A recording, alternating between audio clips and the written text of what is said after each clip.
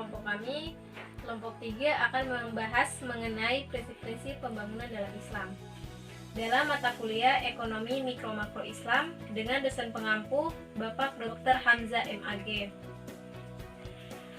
Sebelumnya, perkenalkan, nama saya Sinta Nuria Gufron dengan rekan saya yaitu Dewi Jihanode. Tanpa membuang waktu lagi, langsung saja kita masuk dalam pembahasan pertama. Pembangunan ekonomi merupakan istilah yang digunakan secara bergantian dengan pertumbuhan ekonomi, kesejahteraan ekonomi, dan kemajuan ekonomi. Schumpeter mengungkapkan perbedaan yang lazim antara pertumbuhan ekonomi dan perkembangan ekonomi. Pertumbuhan ekonomi mengacu pada negara maju, sedangkan pengembangan ekonomi mengacu pada negara berkembang.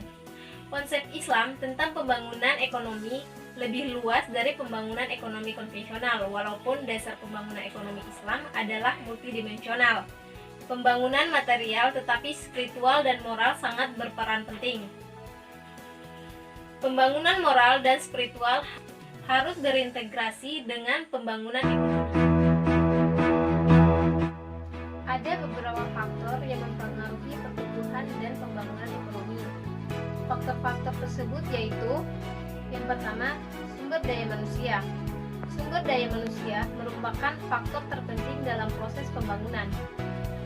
Cepat lambatnya tergantung pada sejauh mana sumber daya manusianya sebagai subjek pembangunan memiliki kompetensi untuk melaksanakan pembangunan. Yang kedua yaitu faktor jumlah penduduk. Menurut Adam Smith, bahwa perkembangan penduduk akan mendorong pembangunan ekonomi, karena bertambahnya penduduk akan memperluas pasar dan perluasan pasar akan meningkatkan tingkat spesialisasi dalam perekonomian spesialis tersebut. Yang ketiga yaitu sumber daya alam. Sebagian besar negara berkembang bertumpu pada sumber daya alam dalam melaksanakan proses pembangunannya.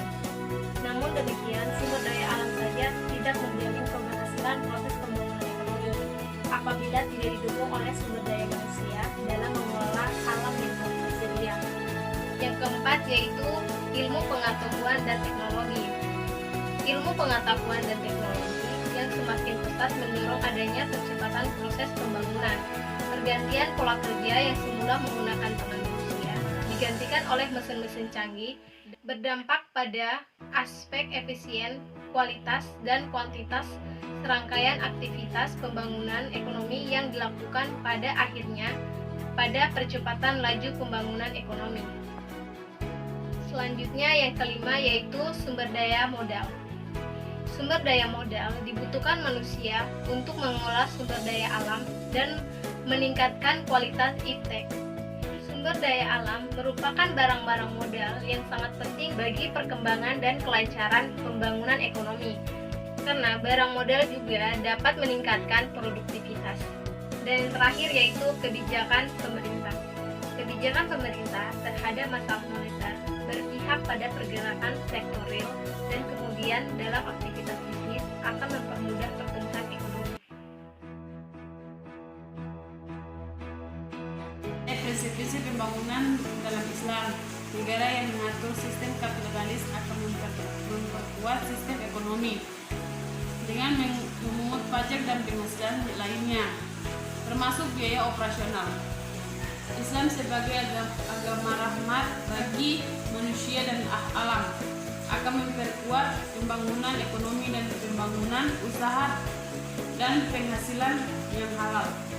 Prinsip-prinsip pembangunan ada 3 bagian. Yang pertama, kepemilikan. Kepemilikan terbagi menjadi 3 yaitu kepemilikan individu, kepemilikan umum. Yang kedua, menghidupkan tanah mati. Yang ketiga, olahan sumber daya.